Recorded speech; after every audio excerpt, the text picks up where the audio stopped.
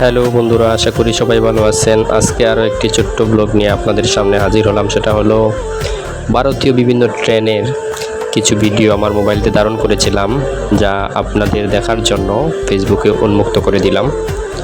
আসলে ভারতের ট্রেনের যাতায়াত ব্যবস্থাটা অত্যন্ত ভালো। এই জন্য ভালো যে তাদের ট্রেনগুলোও প্রায় উন্নত প্রযুক্তির এবং তাদের রেল লাইনগুলা বা স্টেশনগুলা সব কিছুই ডিজিটালাইজড। কেন ডিজিটালাইজড বললাম?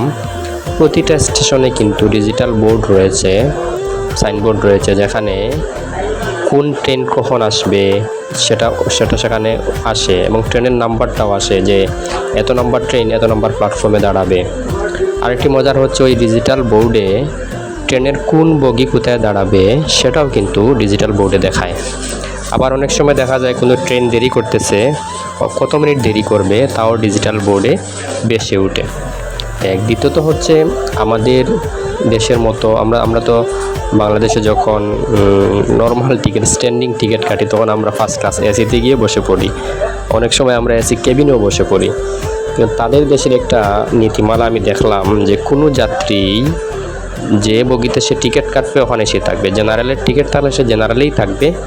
আসনবিহীন যদি টিকিট থাকে তাহলে আসনবিহীন কিছু বগি রয়েছে, মানে আসন আছে, মানে নির্দিষ্ট সিট নেই, ওই বগিতে সে উঠবে, এই টাইপের। তো ধন্যবাদ সবাইকে।